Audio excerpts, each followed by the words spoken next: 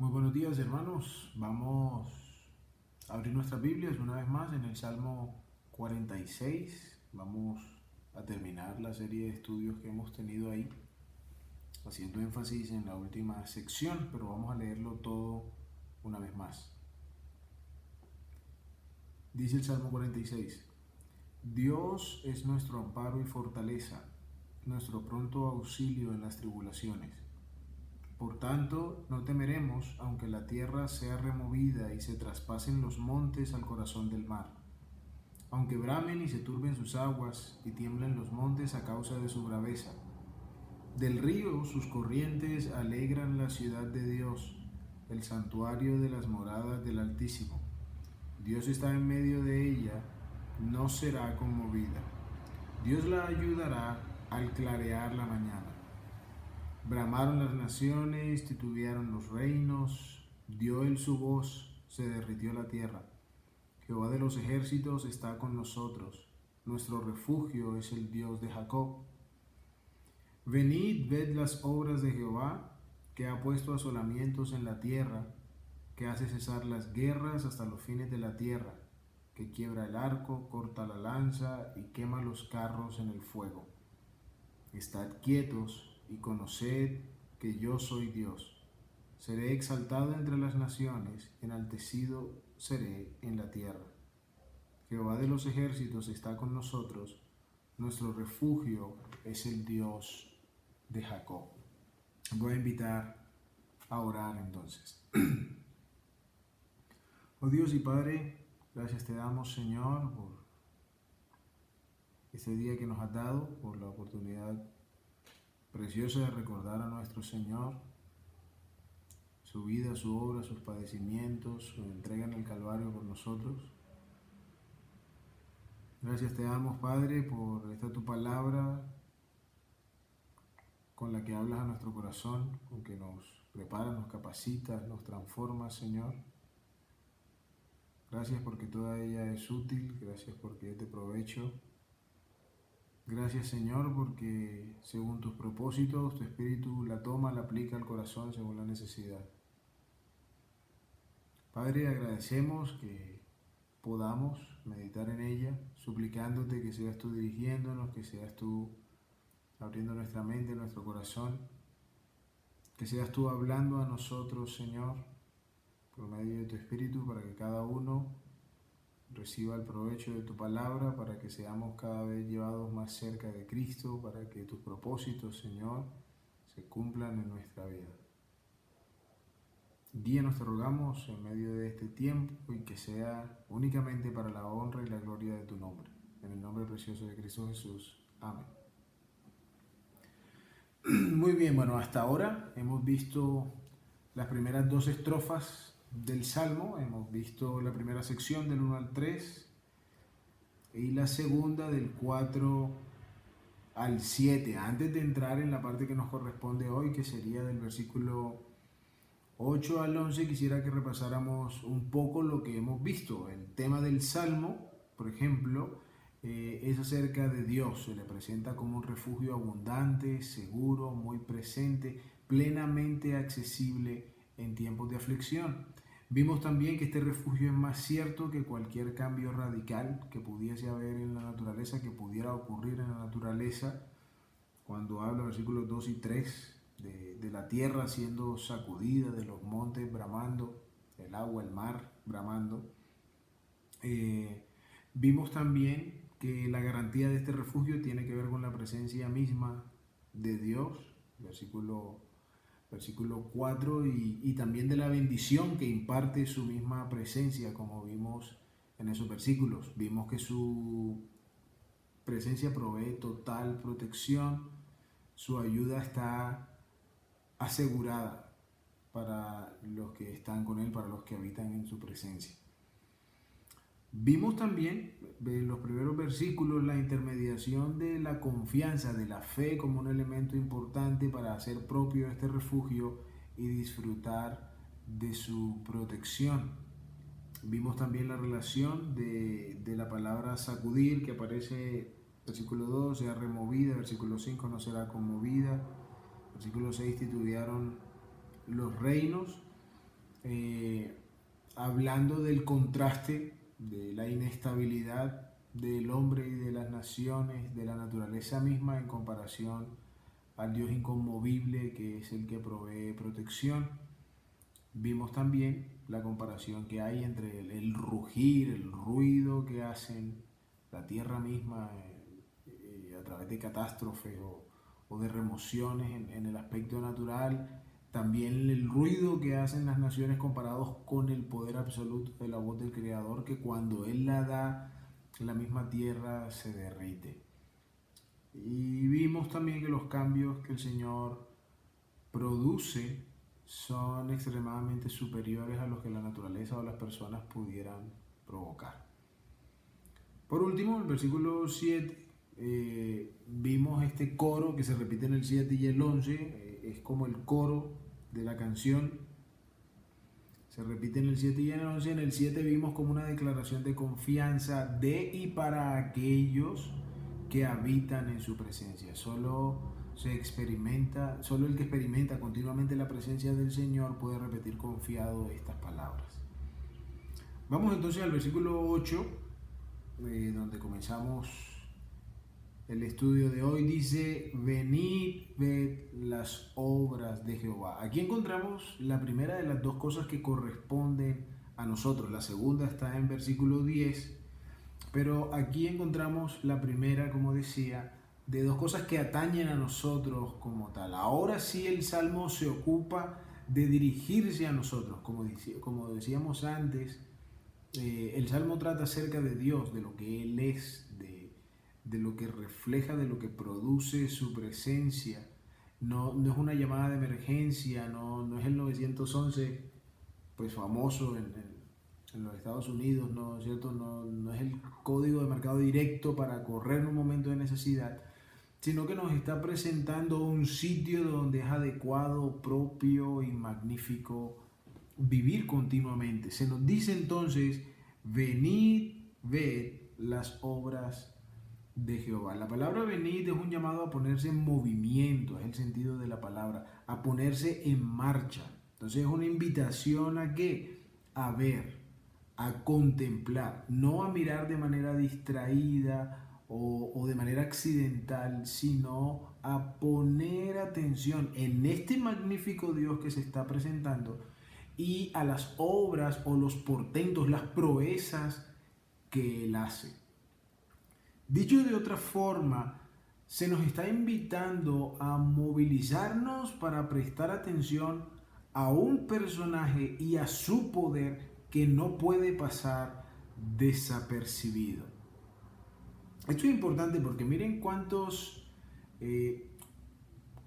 veces ha habido eventos importantes o asuntos que hemos querido observar, pero por estar distraídos, por no sacar el tiempo, qué sé yo, nos hemos perdido la oportunidad.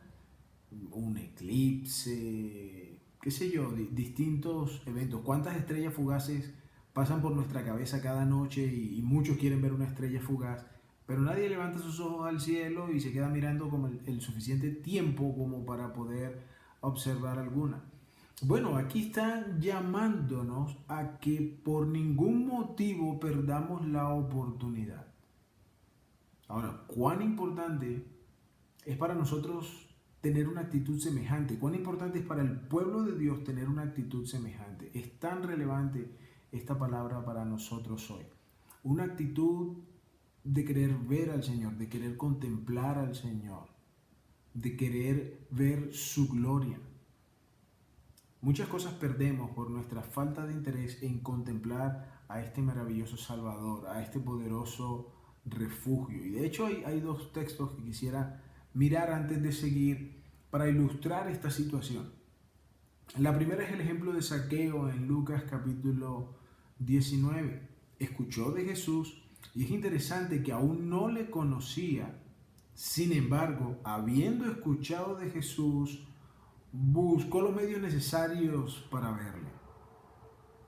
Sale al camino, hay una multitud gigantesca, ya es un primer obstáculo, pero aparte de todo tenemos su problema de estatura, ¿cierto? Su baja estatura.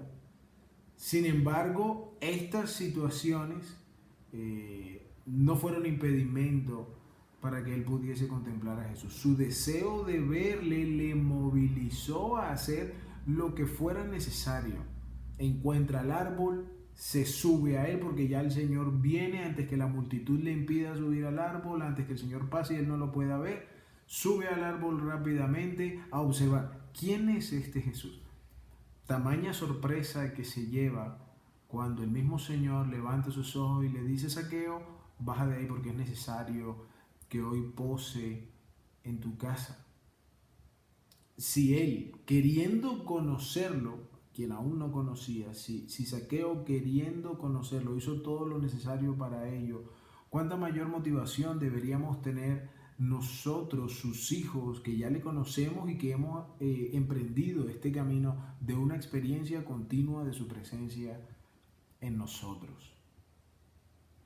El segundo texto que quisiera traer a nuestra mente está en la segunda carta a los Corintios, capítulo 3, versículo 18, donde dice el apóstol: por tanto, nosotros todos, mirando a cara descubierta como en un espejo la gloria del Señor, somos transformados de gloria en gloria en la misma imagen como por el Espíritu del Señor. Pablo nos está hablando de la necesidad de contemplar la gloria de Dios para ser transformados. Así como el Salmo, no podemos dejar pasar cada oportunidad para venir y ver las proezas del Señor. Muchas veces queremos ser transformados, o creo que es un deseo genuino en el corazón de un verdadero creyente, de querer ser transformados, de querer ser como Cristo, pero no nos tomamos el tiempo suficiente de venir a la palabra del Señor buscando conocerle más a Él, buscando que a través de ella su gloria sea expuesta entre nosotros para ser entonces transformados así a la semejanza suya. Pero sigamos en el Salmo. Venid, ved las obras de Jehová. El llamado de atención, como decía, a no dejar pasar la oportunidad para contemplar el poder de Dios. Este magnífico personaje que el Salmo está introduciendo, por decirlo de alguna manera, el cual el Salmo está describiendo, el carácter suyo, el poder suyo, y que nosotros estemos ahí en primera fila, ¿no?, atentos para poder contemplar con detenimiento, con atención. Sigue diciendo el salmo o la imagen que los hijos de Coré quieren traer a nosotros aquí, tiene implicaciones mesiánicas. Quiero decirlo antes de seguir mirando lo que está ahí. Es decir, aunque seguramente en la mente de ellos está la imagen de liberaciones, de victorias que el Señor ha logrado en medio de ellos, de cómo se ha manifestado en medio de la vida natural de Israel. El relato que tenemos aquí habla en un sentido de victoria absoluta, habla en un sentido de una obra que es enteramente completa, y sabemos que eso aún no sucede, pero será completado un día cuando Cristo gobierne sobre la tierra. Dice el versículo que ha puesto asolamientos en la tierra. ¿Cuántas veces ellos vieron al Señor vencer sobre sus enemigos? Seguramente muchas. Pero aquí el sentido es que ha puesto una victoria definitiva sobre la tierra, ha puesto asolamientos en la tierra, y eso indica la victoria sobre sus enemigos. No solo sobre los enemigos de Israel, sino los enemigos del Señor. Apela al poder magnífico del Señor, como leímos en el versículo 6. Dio él su voz, se derritió la tierra. Cuando Él ha obrado con su poder en contra de sus enemigos, ha hecho estragos en ellos. ¿Cómo lo sigue explicando el versículo 9? Seguimos leyendo. Que hace cesar las guerras hasta los fines de la tierra, que quiebra el arco, corta la lanza y quema los carros en el fuego. De manera general está dando una imagen de victoria y poder. En lo que los hijos de Coré están relatándonos aquí, la imagen que quieren resaltar es un Dios poderoso, es un Dios victorioso, es un Dios que no puede ser detenido. Sin embargo, cuando dice esta primera parte que hace cesar las guerras hasta los fines de la tierra, hay dos ideas importantes en las que quisiera que pensáramos. Dice, cuando dice hace cesar, aunque el reino de Dios es paz, aunque el príncipe, como es descrito el Señor Jesucristo en Isaías, es príncipe de paz, aunque Él es príncipe de paz, aquí no está diciendo que las guerras terminan porque Él haya hecho alguna suerte de negociación, o porque haya hecho un tratado de paz, o porque haya apaciguado a los enemigos, como dando contentillo al uno y al otro, de manera que cada quien calmara los ánimos. Lo que aquí está diciendo el texto es que no hay oposición exitosa contra Él. Quien hace guerra contra Él es destruido. Él hace cesar las guerras. Él pone fin a la guerra. Él prevalece en la guerra. Tal es el poder de Dios que no hay fuerza en su contra que pueda prevalecer. Su poder para salvar, porque recuerden que está presentándolo como un refugio, su poder para salvar no encuentra rival que le venza. Él y solo Él es suficiente para derrotar a sus enemigos. Qué magníficas palabras, ¿cierto? Cómo traen consuelo y seguridad a nuestro corazón. Qué magnífico refugio es Él. No estamos en un lugar donde seamos susceptibles de los poderes de ejércitos. No estamos en un lugar donde la dificultad de las circunstancias pudiera hacer mella en el refugio que tenemos. No, Dios es nuestro amparo y fortaleza, nuestro pronto auxilio en las tribulaciones. De tal manera, con tal poder, que no hay nada en su contra que pueda prevalecer. Decíamos, creo la vez anterior, haciendo eco a las palabras del Señor, que Él edificaría a su iglesia, que las puertas del Hades no prevalecerían contra ella. Bueno, aquí confirma que no hay oposición de los enemigos de Dios contra sí que puedan prevalecer sobre Él. Qué magnífico refugio es el Señor. La segunda expresión, que dice hasta los fines de la tierra, está ampliando un poco más esta idea del poder de Dios para hablar del alcance de su poder. Es decir, no simplemente Él es absolutamente poderoso, de manera que no tiene rival alguno, o que el rival que pudiera tener no va a prevalecer contra Él, sino que no hay rincón en la tierra donde su poder no alcance, donde su poder no llegue, donde su poder no tenga efecto.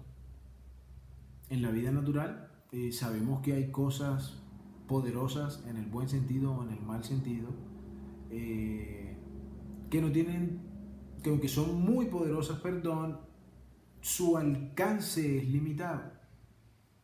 Es decir, qué sé yo, bueno, no lo sé a ciencia cierta, pero de momento, digamos, las bombas atómicas que se conocen podrían destruir gran parte de una región, pero no sé si una sola bomba podría destruir toda la Tierra por completo.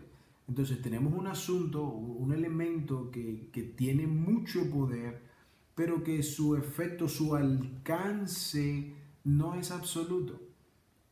Cuando aquí los hijos de Coré están diciendo que hace guerra hasta los fines de la tierra, están implicando que no solo es absolutamente poderoso, sino que su poder alcanza cualquier rincón de este mundo en el que vivimos. Su magnífico poder no tiene límite, alcanza el lugar más remoto de la tierra.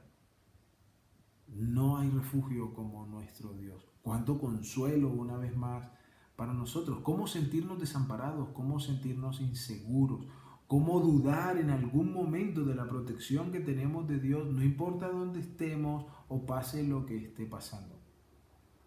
Porque nos dice aquí la palabra del Señor, que estemos donde estemos, que pase lo que pase, sean las circunstancias las que sean, hay completa seguridad para los que estamos en Él. Para los que, añadiendo las cosas que hemos visto, estamos en su presencia. Para los que podemos decir de este refugio que es mi refugio, que nos hemos apropiado de la realidad de este refugio, que no es el sitio donde nos escampamos, sino que es la fortaleza donde vivo día tras día. Isaías, en el libro de Isaías, capítulo 40, versículo 26, dice el profeta: levantad en alto vuestros ojos y mirad quién creó estas cosas. Él saca y cuenta a su ejército, a todas llama por sus nombres, ninguna faltará. Tal es la grandeza de su fuerza y el poder de su dominio. El profeta expresando una idea similar al salmista, invitándonos a levantar los ojos, a mirar, a prestar atención y observar el magnífico poder de Dios. Dice, tal es la grandeza de su fuerza. No hay como Él, no hay otro. Y el poder de su dominio. No hay lugar donde su poder no alcance. Él es completamente soberano. Otro pasaje muy llamativo respecto a esta característica de Dios está en el Salmo 139, versículos 7 al 12. Dice: ¿a dónde me iré de tu espíritu y a dónde huiré de tu presencia? Si subiera a los cielos, allí estás tú, y si en el Seol hiciere mi estrado, he aquí, allí tú estás. Si tomare las alas del alba y habitar en el extremo del mar, aún allí me guiará tu mano y me asirá tu diestra. Si dijere ciertamente, las tinieblas me encubrirán, aún la noche resplandecerá alrededor de mí. Aún las tinieblas no encubren de ti y la noche resplandece como el día. Lo mismo te son las tinieblas que la luz. Certeza que tenían los profetas y en este otro salmo David, no solo del magnífico poder de Dios, sino del alcance tan profundo del poder de Dios. Aún David en el Salmo dice: porque tú formaste mis entrañas, tú me hiciste en el vientre de mi madre. Sea en los cielos, en lo recóndito de la tierra, sea en cualquier lugar, sea en lo profundo del vientre de su madre, dice: allí estabas tú, allí estaba tu presencia. Y no solo estabas ahí como observador pasivo, sino que tu poder estaba obrando en medio de todo esto. ¿Cómo no confiar en tal refugio? ¿Cómo podemos responder? ¿Qué hemos de decir ante la magnitud de este Dios y de sus proezas? Solo podríamos responder como ahí mismo en el Salmo 139, pero en el versículo 17, que dice David: cuán preciosos me son, oh Dios, tus pensamientos, cuán grande es la suma de ellos. ¿Qué otra cosa podríamos responder ante un Dios tan maravilloso que se ha revelado de una manera tan asombrosa? Seguimos en el Salmo 46, ahora versículo 10. Aquí tenemos entonces la segunda cosa que nos atañe a nosotros. La primera, versículo 8, venid, ved las obras de Jehová. Una invitación a movilizarnos, a contemplar, a poner atención, a mirar con detenimiento las proezas de Dios, la manifestación del magnífico poder de Dios, de cómo ha obrado en el tiempo para el bien de su pueblo, cómo ha manifestado su victoria sobre sus enemigos, cómo es poderoso, tan poderoso que nadie puede hacerle frente con éxito. Ahora dice: estad quietos, venid, ved, estad quietos y conoced. Es lo que sigue: estad quietos. Es lo primero que menciona los escritores.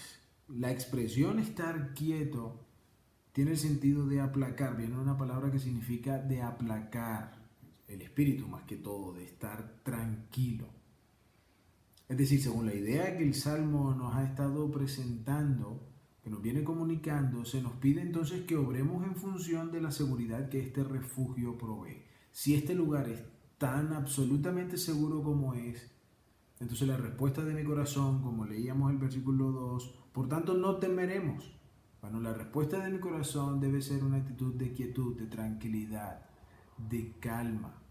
Puesto que este refugio es poderoso, alcanza cualquier lugar en la tierra, no puede ser destruido, no puede ser vencido. Entonces debo estar libre de desesperación, debo dejar reposar mi espíritu, debo estar tranquilo.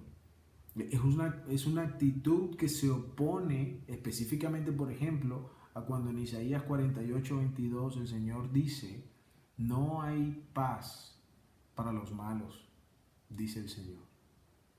Ellos no tienen tranquilidad, ellos no tienen sosiego, aunque dicen disfrutar de la vida que llevan, no hay plenitud en sus corazones.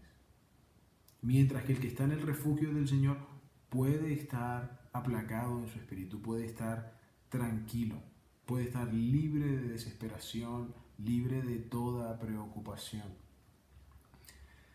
Pero antes de seguir, quisiera detenerme un poco aquí en este asunto de estar quieto, porque creo que es necesario entenderlo correctamente. Como dijimos, es sinónimo de tranquilidad, es sinónimo de quietud del corazón.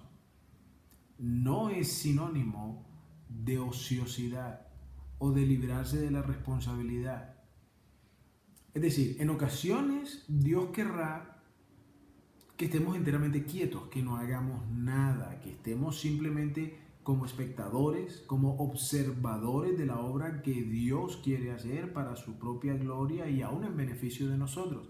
Pero quiere que estemos ahí, mirando, observando únicamente, como por ejemplo tenemos la historia de Josafat en el segundo libro de Crónicas, en el capítulo 20, donde Dios le dijo, que en esta ocasión el pueblo no pelearía contra sus enemigos, pero serían victoriosos de todas formas, recibirían la bendición de Dios.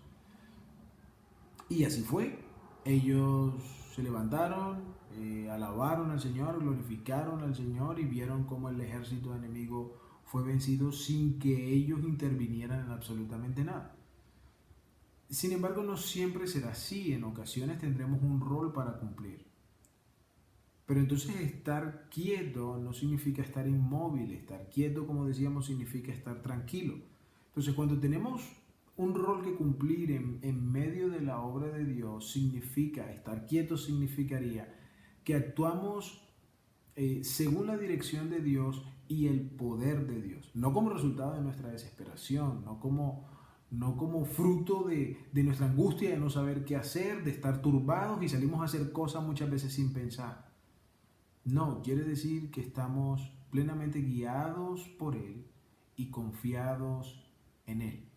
Por ejemplo, el libro de Josué en la batalla contra Jericó es un método de guerra bastante extraño el dar vueltas alrededor de una ciudad altamente fortificada en silencio, una vuelta por día y el último día dar 7 vueltas y hacer sonar unos cuernos, unas trompetas y gritar a viva voz. Definitivamente es extraño. Pero era Dios quien estaba obrando. ¿Cómo estaba Josué? Josué estaba quieto, estaba tranquilo, estaba en calma, estaba siendo guiado por el Señor. Puede que la gente en la muralla se burlara, pensara que este pueblo estaba loco. Sin embargo, Josué estaba tranquilo. Él y los del pueblo con él. ¿Por qué? Porque estaban confiando en su refugio. Porque tenían la palabra de quien era su protector. Entonces no había razón para estar desesperados. ¿Y por qué en 7 días? ¿Por qué no lo hacemos en 3? No había ninguna razón para dar lugar a la desesperación. Y la victoria del Señor se hizo evidente o vino al lugar según el tiempo del Señor. Tenemos también, por ejemplo, el caso de Gedeón en el libro de los jueces. En el capítulo 7 están listos para la guerra, pero el Señor dice, hay mucha gente y cuando les dé la victoria entonces van a pensar que es que ustedes son los fuertes.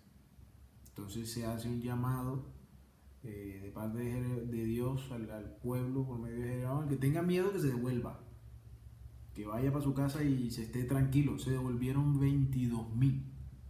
Es mucha gente, mucha gente.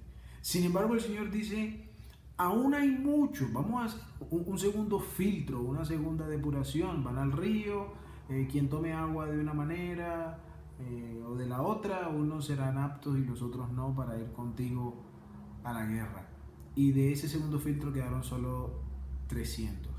Para combatir un ejército que, como dice el versículo 12, era numeroso como langostas y sus camellos eran muchos, innumerables como la arena que está a la orilla del mar. Con 300 iban a pelear contra un ejército de tamaña dimensión. Pero ¿cómo estuvo Gedeón y sus 300? Quietos. Estuvieron quietos. Es decir, se sentaron mirando al cielo esperando que el botín llegara a sus manos. No, tenían un rol para cumplir que Dios les había dado, Dios les dio instrucciones para ello, pero estaban tranquilos, estaban confiados. Dice que se levantaron y lo vieron. Seguramente yo hubiese temido.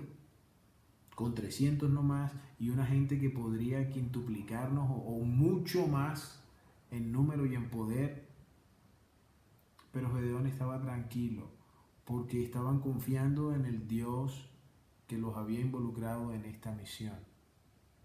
Estaban haciendo su rol, pero estaban siendo plenamente guiados por Dios y confiaban absolutamente en el poder protector de Dios para cumplir estas labores. Entonces el llamado a estar quieto no es un llamado a la ociosidad, no es un llamado a evadir responsabilidades, no es un llamado a no asumir un compromiso con el Señor y su palabra como algunos lo han tomado, como bueno, nos quedamos aquí, que las cosas pasen, ¿no? Que la iglesia se edifique sola, que el evangelio se predique solo, que las cosas se den como por inercia, esperando que de pronto uno o dos sean los que tengan que hacer la labor. No, este llamado a estar quieto no es a estar sin oficio, no es a estar desocupados. Este llamado a estar quieto es más bien un llamado a estar obrando bajo la guía del Señor, a hacer lo que Él quiera que haga, a obrar en el poder del Señor, no porque yo me creo capaz, sino porque Dios está capacitándome para esto, sin importar que las circunstancias puedan ser desfavorables o atemorizantes.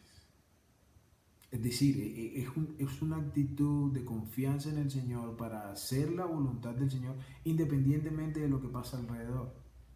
Porque muchas veces en el ministerio cuando encontramos una dificultad, decimos, no, seguramente no era la voluntad del Señor, o nos devolvemos, o decimos, no, me equivoqué de ministerio, o el Señor se equivocó, o no quiere el Señor que esté aquí. Inventamos una serie de excusas muchas veces cuando las circunstancias parece que no van acorde a nuestras expectativas. Pero estar quieto no es eso, estar quieto es que siendo guiado por el Señor y haciendo la obra del Señor, estamos tranquilos, confiando y dependiendo de su poder, aun cuando las cosas no sucedan de la manera que nosotros la estamos esperando. Habría muchos ejemplos más para colocar, pero quiero seguir adelante. Sigue diciendo el versículo 10, y conocer, y conocer. Este verbo significa saber por observación y reflexión y saber por experiencia. Es muy probable que tenga su equivalencia con el verbo griego ginosko, que traduce una idea general similar en el Nuevo Testamento. Pero lo que nos está diciendo entonces ahora es que cuando nos entregamos a esta tarea de venir, de movilizarnos para ver las proezas del Señor, para estar tranquilos, para estar quietos a causa de la seguridad que este refugio provee, entonces entramos en una experiencia en la que vamos conociendo a Dios cada día, no solo alimentando nuestra mente, sino que nuestro corazón, nuestra vida misma en el ejercicio de ella, de caminar con el Señor, va adquiriendo una mejor comprensión, tanto en la mente como en el corazón, de quién es Dios y de cómo es Dios. Podemos experimentar su poder y su gloria, así como la seguridad y la plenitud que viene de su presencia a los que habitan allí.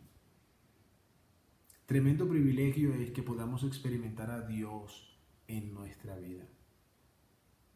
Quizá a manera de paréntesis, esa idea es completamente ajena en las culturas paganas respecto a sus dioses. La idea de tener una relación estrecha con sus dioses es una utopía, es algo que no es lograble ni imaginable siquiera en su mente, porque las actitudes y las reacciones de sus dioses para con su pueblo son completamente distintas a cómo Dios se presenta para con los suyos. Debemos admirar, valorar el privilegio que tenemos que Dios sea tan cercano a nosotros. Acercaos a Él y Él se acercará a vosotros. ¿Acaso hay un mejor lugar donde estar? ¿Acaso hay una mejor persona con quien compartir nuestra vida? En el Salmo 27, pasaje muy conocido seguramente, David decía: una cosa he demandado a Jehová, esta buscaré, que esté yo en la casa de Jehová todos los días de mi vida, para contemplar la hermosura de Jehová y para inquirir en su templo. Él quería estar en la casa de Jehová, quería estar en su habitación, quería estar donde Él estaba. Siempre, ¿para qué? Para poder contemplarle, para poder conocerle, y consecuentemente para poder disfrutar de su misma presencia. En el capítulo 84 diría también el salmista, versículo 10, porque mejor es un día en tus atrios que 1000 fuera de ellos. Escogería antes estar a la puerta de la casa de mi Dios que habitar en moradas de maldad, porque sol y escudo de Jehová, Dios, gracia y gloria dará Jehová. No quitará el bien a los que andan en integridad. Jehová de los ejércitos, dichoso el hombre que en ti confía. Y es un retrato similar a la invitación que se nos está haciendo aquí ante la presentación de la majestad de Dios, de la grandeza de Dios como perfecto, pleno, abundante, accesible refugio. Nuestros corazones caigan rendidos delante de Él, nuestros corazones entreguen toda su confianza a aquel que es digno de ella. Sigue diciendo el versículo 10, seré exaltado entre las naciones, enaltecido seré en la tierra. En el original la frase es exactamente igual, salvo la última parte, es decir, naciones y tierra. Enaltecido seré sobre, se repite exactamente, aunque en nuestro idioma quisieron colocar sinónimos, exaltado y enaltecido, pero la frase es exactamente igual.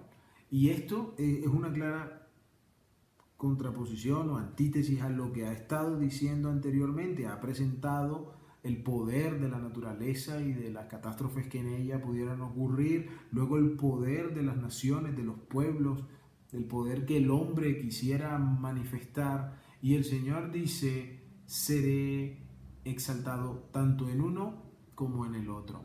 Ni la naturaleza tiene mayor poder, ni mayor gloria, ni las naciones podrían tener en un caso similar en comparación al Señor.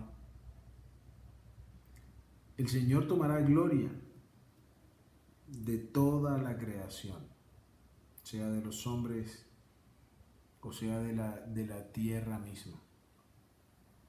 Ahora, volviendo un poco a lo que decía antes,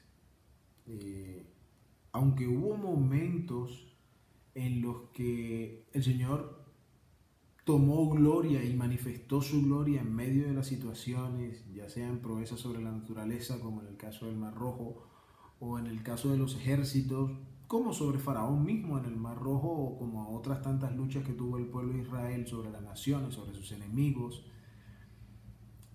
Estos momentos de exaltación no son completos, es decir, la visión que tienen los hijos de Corea aquí mirando hacia adelante es que llegará un momento en que el Señor tomará absoluta y completa gloria de toda la creación, tanto de la naturaleza misma como de los hombres. Llegará el momento en que Él será exaltado sin tapujos, perpetuamente, por completo, por la creación misma.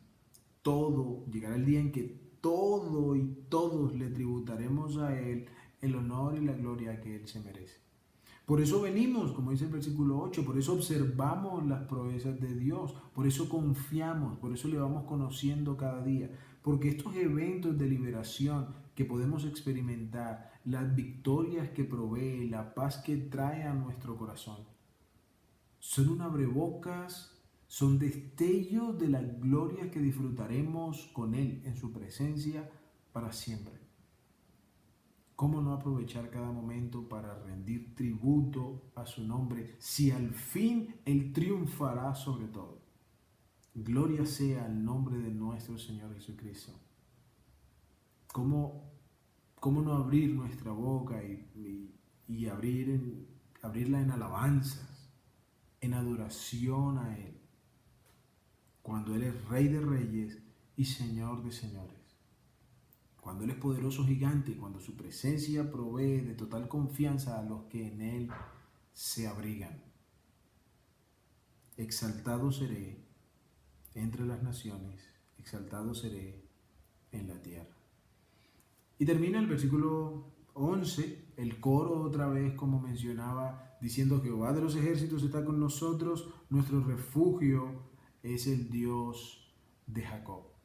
Ahora, una vez más, como una declaración de confianza, pero recordamos que en el 7 decíamos que es una declaración de confianza de y para los que habitan en la presencia del Señor. Bueno, ahora es una declaración de confianza de y para los que han sido protegidos o serán protegidos, los que han sido salvados o serán salvados por el poder magnífico de Dios en vez de haber sido destruidos. ¿Qué estoy diciendo? La dicha y la seguridad del refugio implica la desesperanza y la pérdida de los que no están en él. Es decir, si el Señor es poderoso refugio y venimos y nos abrigamos en Él, entonces todos los que están por fuera de Él no recibirán la dicha que el refugio provee, sino que recibirán el fruto de lo que rodea, de la desesperanza, de la inestabilidad. Si estamos en este poderoso refugio ante quien nadie puede hacer oposición exitosa, entonces los que quieren oponerse serán destruidos por el poder de este magnífico refugio. Entonces, esta declaración de confianza ahora, que es la misma del versículo 7, pero por los versículos que la preceden, la relacionamos entonces con el hecho de la confianza que tienen los que de pura misericordia no han sido destruidos, sino que nos acogimos a este perfecto refugio. Qué gracia que el Señor siga invitando, siga llamando a todos a refugiarse en Él, a ser guardados por Él. Pero los que le resisten serán destruidos. Gracias a Dios porque los que habitamos en su presencia, porque los que hemos venido a este refugio, hemos sido recibidos a misericordia y podemos decir: Jehová de los ejércitos está con nosotros, nuestro refugio es el Dios de Jacob. Ahora, un último paralelo que tenemos entre el versículo 7 y el 11, en este coro, en este estribillo que se repite, es como la dirección de esta declaración de confianza. Es decir, en el versículo 7 tenemos seguridad sobre las circunstancias, por decirlo de alguna manera. Y en el versículo 11 tenemos seguridad sobre los enemigos. En el versículo 7 la idea está asociada con las circunstancias, con la tierra, con sus movimientos, con lo que la gente hace, qué sé yo. Pero ahora el 11 está hablando específicamente de los enemigos, nuestros enemigos o los enemigos del Señor. Seguridad frente a las circunstancias y seguridad frente a los enemigos. Que el Señor nos ayude a ver al Señor como el refugio que es y a entregar nuestras vidas a la seguridad que este refugio provee, a vivir en esta fortaleza, no a correr allá cada vez que tenemos un lío, sino que aprendamos a vivir en este refugio permanente, poderoso, magnífico, que es Él, que no tiene sin igual, que no tiene comparación, ante el cual no habrá oposición exitosa, porque muchos se levantarán contra él, pero no vencerán. Incluso dice la Biblia en Apocalipsis que las naciones se reunirán para hacer guerra contra el ungido, pero él vencerá. Magnífico Salvador que tenemos, poderoso refugio en el que podemos confiar. Vamos a orar una vez más. Padre de la gloria, gracias te damos, Señor, por este magnífico refugio que eres para con nosotros. Gracias por la seguridad que tu presencia nos provee, por la plenitud, por la bendición que de allí fluyen para todos los que en ti confían. Gracias te damos, Señor, por estimular nuestro corazón, por recordarnos la necesidad que tenemos de movilizarnos para prestar atención a ti y a tus obras. No podemos dejar pasar, no podemos tener una desatención ante tu persona y tu poder. ¿Cuánto necesitamos, Señor, venir a tu palabra, contemplarte, para poder estar tranquilos, para poder estar calmados, para poder conocerte cada día más y mejor, y asimismo ser transformados, Señor, a la semejanza de nuestro Señor Jesucristo? Padre, gracias te damos por el consuelo que traes a nuestro corazón, la certeza, la confianza, el estímulo a seguir disfrutando del Dios maravilloso que eres tú, a quien hemos sido acercados por medio del sacrificio redentor de Cristo Jesús. Padre, damos a Él la gloria y la honra que solo pertenece, damos a ti el honor, el imperio y la potencia de la cual solo tú eres digno, y rogamos, Señor, que tu palabra obre en nuestro corazón para honra y gloria en nombre tuyo. En Cristo Jesús oramos a ti, Señor. Amén. Que el Señor les bendiga, hermanos.